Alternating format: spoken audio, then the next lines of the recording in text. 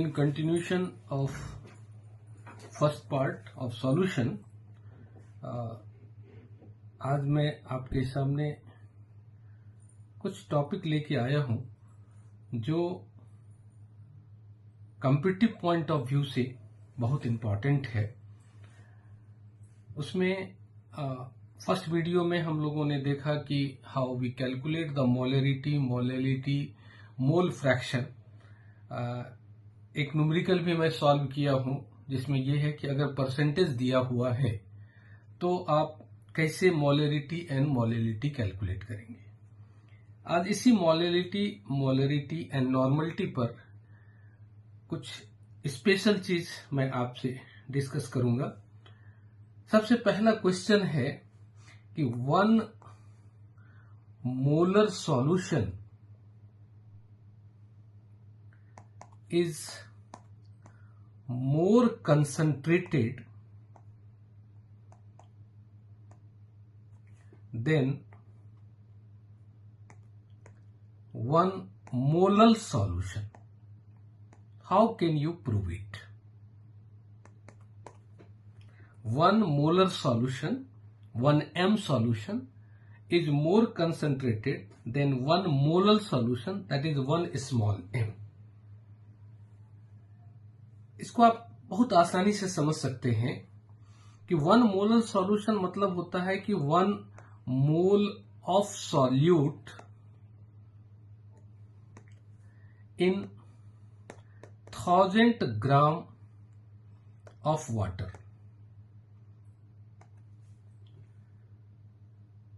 तो volume of solution कितना होगा,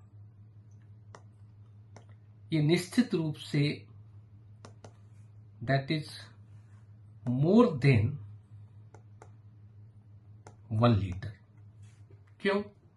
सपोज कीजिए डेंसिटी ऑफ वाटर आपने मान लिया 1 ग्राम पर ml, तो वॉल्यूम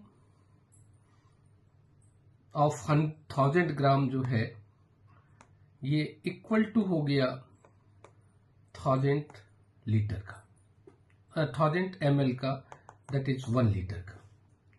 लेकिन इसी में 1 मोल ऑफ सॉल्यूट भी तो मिला हुआ है। इसका मतलब हो गया कि the total volume of solution would be more than 1 litre. तो ये प्रूफ हो जाता है कि 1 लीटर वॉल्यूम सॉल्यूशन में सॉल्यूट कम है। Then it clearly prove that why 1m सॉल्यूशन is more concentrated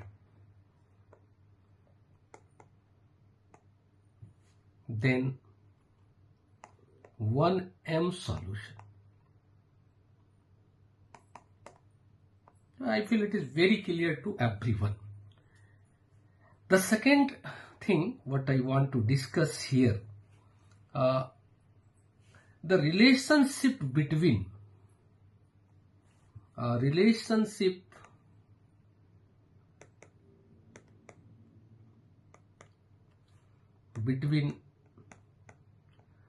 molarity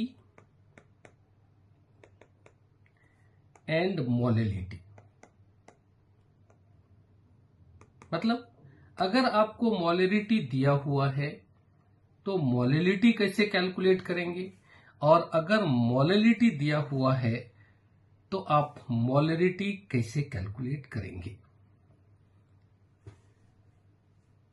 very simple formula अगर आप थोड़ा सा समझें कि m into 1000 divided by volume of solution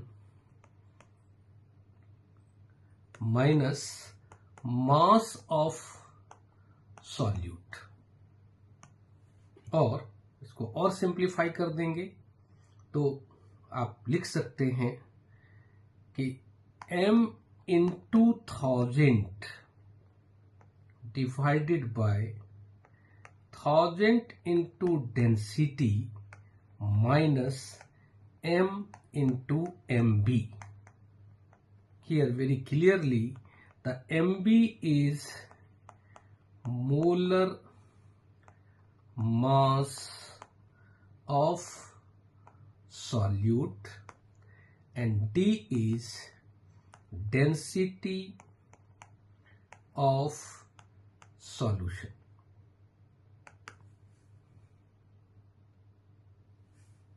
Now इसी तरह अगर आप देखिए कि how molarity calculated, then m into d divided by 1 plus m into mb 1000. इस फॉर्मूला से आप अगर मोलरिटी दिया हुआ है आप मोलरिटी निकाल सकते हैं, और अगर मोललिटी दिया हुआ है तो आप मोलरिटी कैलकुलेट कर सकते हैं। इसको और आप सिंप्लीफाई कर सकते हैं 1/m प्लस mb अपॉन 1000। आप दोनों फॉर्मूला में से कोई फॉर्मूला यूज करके मोलरिटी को कैलकुलेट कर सकते हैं। Similarly relationship between mole fraction of solute, that is xb, and molality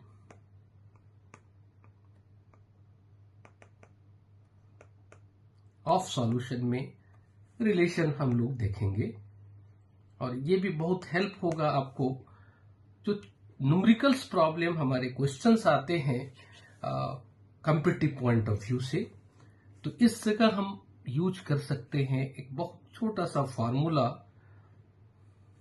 कि that x b equal to m is molality, m plus 1000 by ma. Here remember ma is molar mass of solvent. For dilute solution,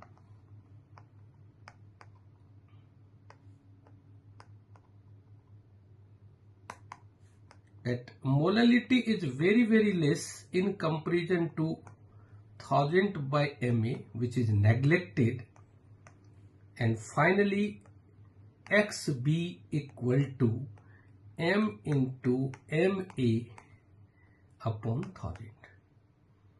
तो ये जो तीन formula मैंने यहां discuss किया, अगर आप इसका यूज करते हैं तो ये आपको मदद करेगा कि हम कैसे कैलकुलेशंस को सिंप्लीफाई करें और कैसे कैलकुलेशंस से हम न्यूमेरिकल्स को सॉल्व करें ना। इसी तरह हम आपको आज थोड़ा सा details comparative point of view से मैंने आज का लेसन तैयार किया है।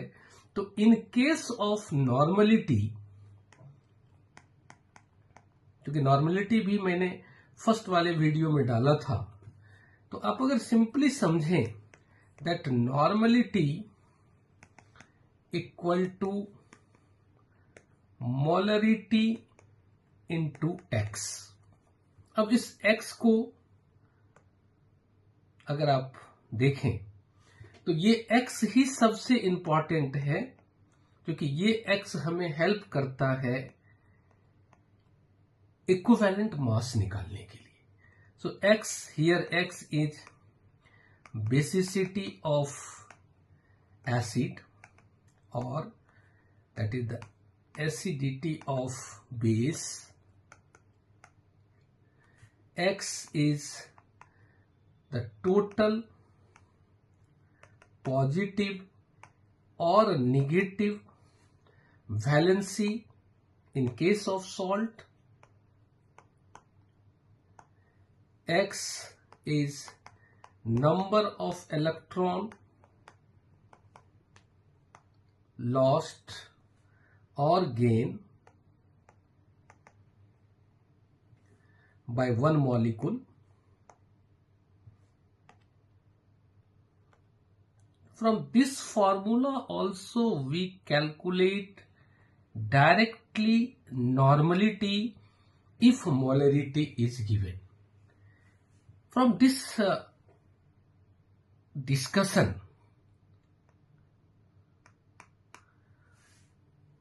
one thing is very clear. What the one thing अगर आप देखेंगे तो वो बहुत क्लियर है, इसे जरूर आप नोट कर लें. Normality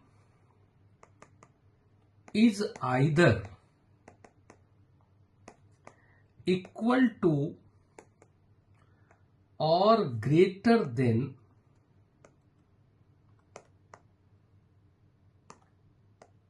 molarity of a solution, but it never smaller than molarity. This is very important line,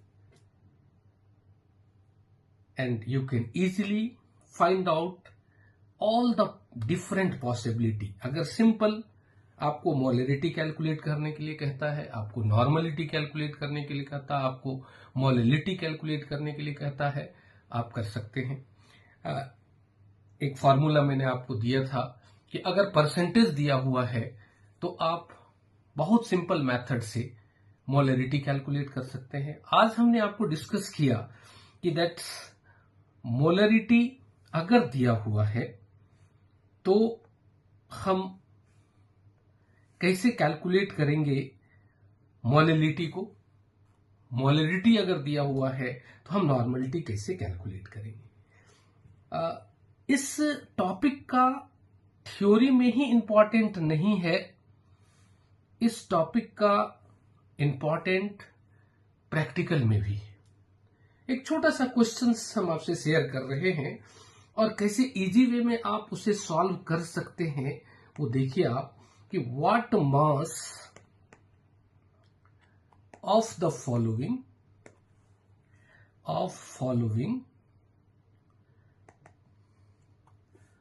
would be required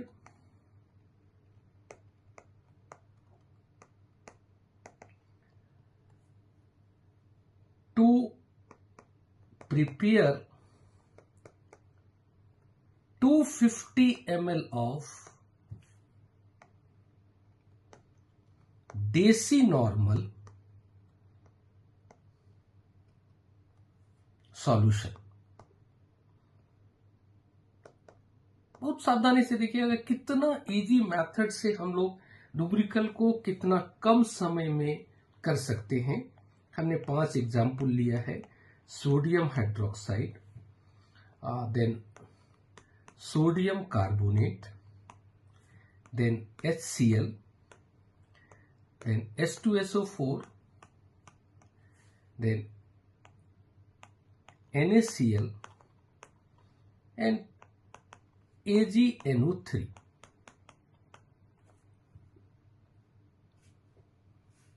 अगर आप देखेंगे तो सबसे पहले तो आपको मीनिंग समझना पड़ेगा. What is the meaning of decinormal solution? It is 0.1 N and simply you say N/10. Normality हो या मोलरिटी हो, फॉर्मूला सेम है, बस अंतर है मॉलिक्यूलर मास के बदले हम लोग लिखेंगे इक्विवेलेंट मास. तो आप M/10 का भी कंडीशन आता है तो आप सेम मेथड यूज करेंगे, लेकिन हम चूंकि नॉर्मलिटी को थोड़ा सा यहां टारगेट किए हैं तो आप देख सकते हैं कि यहां हमको ये दिया हुआ है कि 0.1 निकालना है. WB into 1000 जो हमारा फॉर्मूला देख रहे हैं आप कि जो हमने फर्स्ट वीडियो में आपको डिस्कस किया है, तो यहाँ WB ही हमारा टारगेट है कि हम WB कैसे निकालेंगे. 0.1 into EB into 250 divided by 1000। अगर आप इसको सॉल्व करेंगे तो आप देखिए इट सिंपली कम WB बराबर EB बाय 40।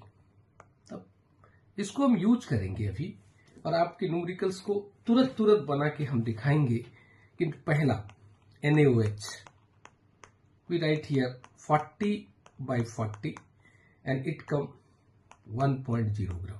अब आपके दिमाग में क्वेश्चन आएगा कि sir why we take 40 out of 40। Sodium hydroxide का मॉलिक्यूलर मास होता है 40 और इसमें रिप्लेसेबल OH है 1, तो इसका इक्विवेलेंट मास भी हो गया आपका 40। इसलिए सोडियम हाइड्रोक्साइड का मॉलिक्यूलर मास और इक्विवेलेंट मास दोनों सेम हो गया। That 1 gram is required of sodium hydroxide to make decinormal 250 ml of the solution. Second आप देखिए, अगर आप लेते हैं ये A था, B लेते हैं आप HCl, here 36.5 upon 40 it come 0.9125 ग्राम। अब यहां आप सोचेंगे कि सर ये 36.5 क्यों आया, तो इसका MB है 36.5 और इसमें रिप्लेसेबल एक H है जो हमने अभी X की वैल्यू आपको दिया, उस वैल्यू के आधार पर आप कह सकते हैं, इसलिए यहां direct molecular mass equivalent mass के बराबर हो गया, इसलिए हमारा मास निकल गया इतना। मतलब that gram of HCl is required to prepare N/10। और यहां अगर आप यूज करें M/10 ऑल्सो, क्योंकि ये MB भी है ये भी MB है, तो आप डायरेक्टली प्रैक्टिकल में भी यूज कर सकते हैं कि how we prepare the standard solution. अब जैसे आप मान लीजिए इस जगह हम सोडियम कार्बोनेट लेते हैं, यहां थोड़ा सा चेंज हम आपको दिखाएंगे कि हमने यहां 53/40 लिया, क्योंकि आप जान रहे हैं कि हमारा फॉर्मूला EB है। अब आपके दिमाग में आना चाहिए कि 53 आया कहां से। The molecular mass of sodium carbonate is 106 ग्राम। अगर आप कैलकुलेट करेंगे 2 into 23 plus 12 plus 3 into 16 it come 106।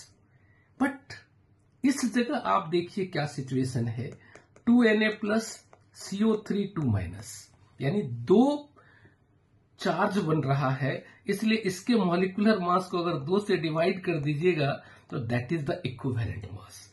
अगर हमें M/10 बनाना होता तो यहां 53 की जगह हम क्या लेते 106, लेकिन चूंकि नॉर्मल सॉल्यूशन बनाना है तो हमें यहां 53 लेना पड़ेगा and it comes 1.325 gram. Similarly अगर आप केस देखें सल्फ्यूरिक एसिड का H2SO4, यहां भी थोड़ा सा आपको समझना पड़ेगा कि यहां हम 49/40 लेंगे। Why? Because the molecular mass of sulphuric acid is 98 and there is a 2 replaceable hydrogen.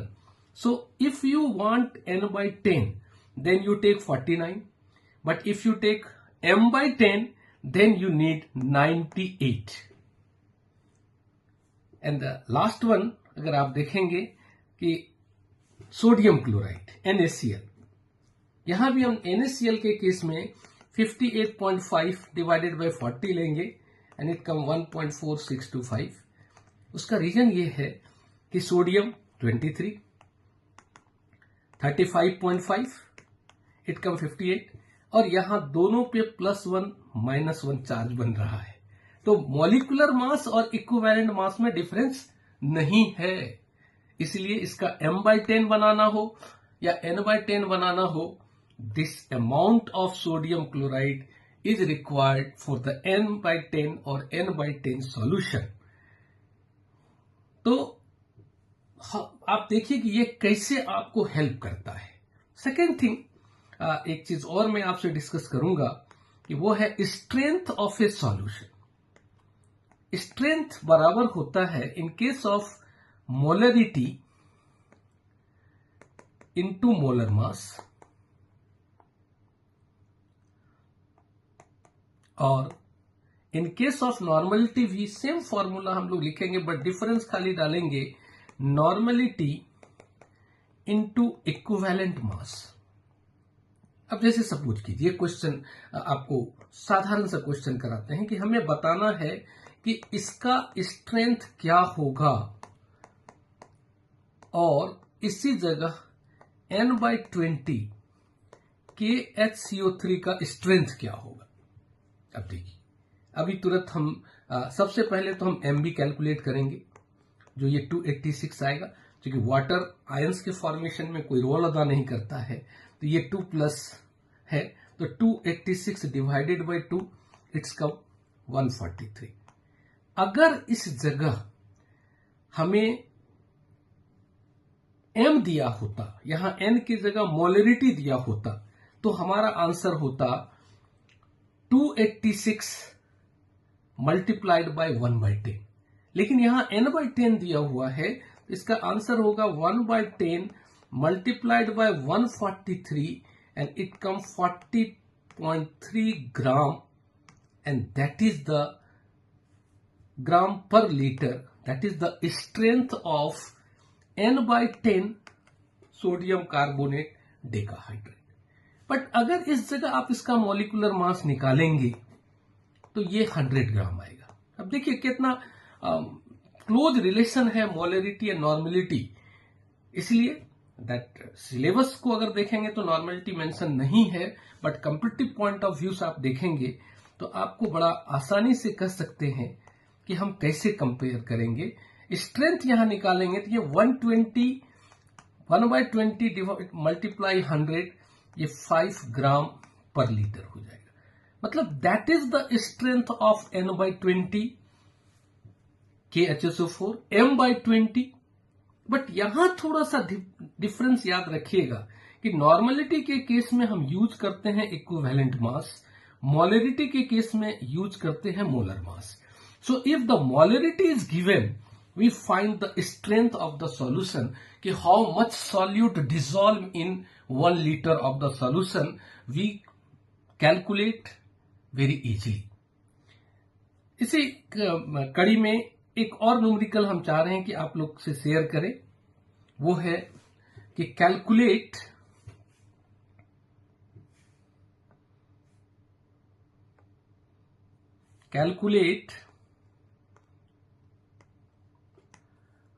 the molarity of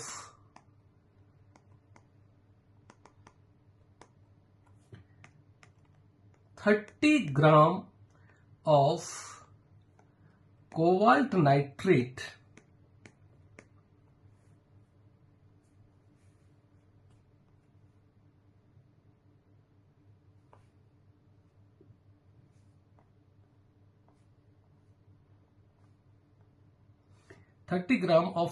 nitrate थोड़ा सा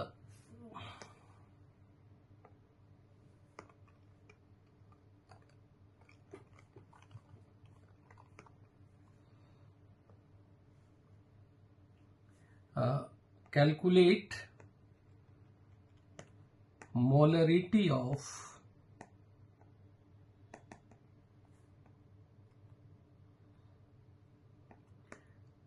number 1 30 gram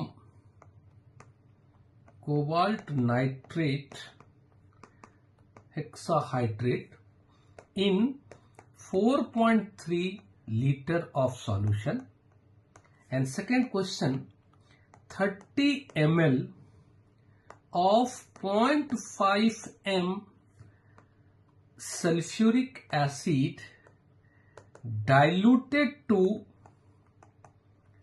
500 ml। मैंने दोनों सवाल अलग अलग तरह का लिया है ताकि आप इस चीज को समझ पाएं कि हम कैसे सॉल्व करेंगे। एंड न्यूमेरिकल में जो सबसे इंपॉर्टेंट है कि आप समय का कैसे सदुपयोग करते हैं, ये बहुत इंपॉर्टेंट है। तो दोनों प्रॉब्लम को आप देखिएगा कितना इजी वे में हम कैलकुलेट कर सकते हैं। ये 30 ग्राम डायरेक्ट हमको इंडिकेट कर रहा है कि WB बराबर 30 ग्राम, एम आई राइट। एंड अगर मॉलिक्यूलर मास आप इसका कैलकुलेट करेंगे, जनरली ये क्वेश्चन में दिया रहता है, इट कम टू 91 ग्राम। और volume of the solution in litre दिया हुआ है आपको 4.3 लीटर। तो डायरेक्ट आप मोलरिटी इक्वल टू लिखेंगे WB by MB into volume in litre, और ये हो जाएगा हमारा 30 divided by 291 multiplied by 4.3 and it come 0.04324 mole per litre. देखिए कितना डायरेक्ट में, अगर मान लीजिए आपका ये ml में दिया होता तब क्या होता, यहां मल्टीप्लाई 1000 करते, सिर्फ इतना सा डिफरेंस हमको करना था और हमारा कैलकुलेशन हो जाए। बट सेकेंड वाले को देखिए कितना इजी वे में हम करेंगे। हमने इस फार्मूला का फर्स्ट वीडियो में जिक्र भी किया था, M1V1 इक्वल टू M2V2। अब देखिए आप क्वेश्चन में ही दिया हुआ है 0.5 दैट इज द मोलरिटी और 30 ml दिया हुआ है। हमको M2 कहता है मोलरिटी कैलकुलेट कीजिए, कब, जब उसको आप डाइल्यूट करके 500 कर दिए। तो ये M2 बराबर हमारा कितना इजी हो गया, that is the 15 divided by 500। तो ये इक्वल टू आप ले सकते हैं 3/100 और ये हमारा 0.03 मोल पर लीटर आ गया। तो इस तरह के न्यूमेरिकल्स का अगर आप प्रैक्टिस करते हैं तो ये बड़ा इजी है कि आप आसानी से कॉम्पिटिटिव एग्जामिनेशन में न्यूमेरिकल्स को बहुत कम समय में सॉल्व कर सकते हैं by using such techniques.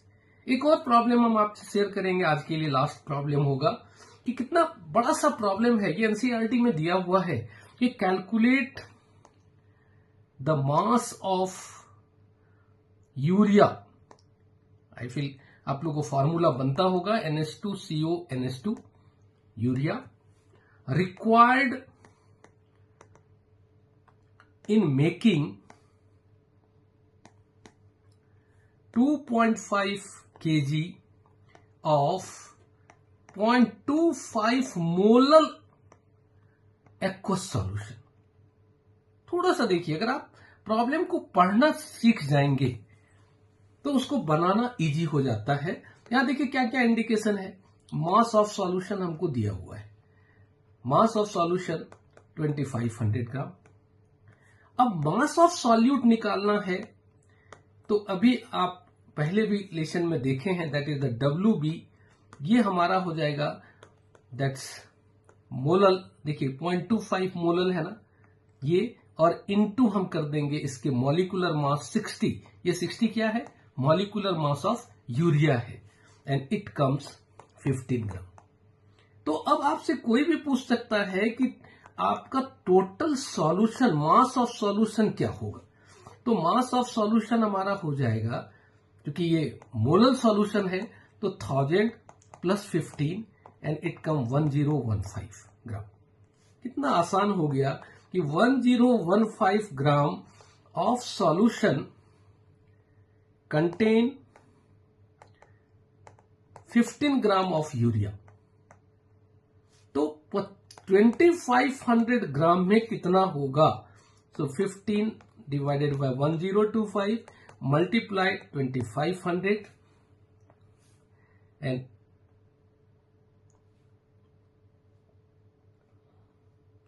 it comes 36.94 gram.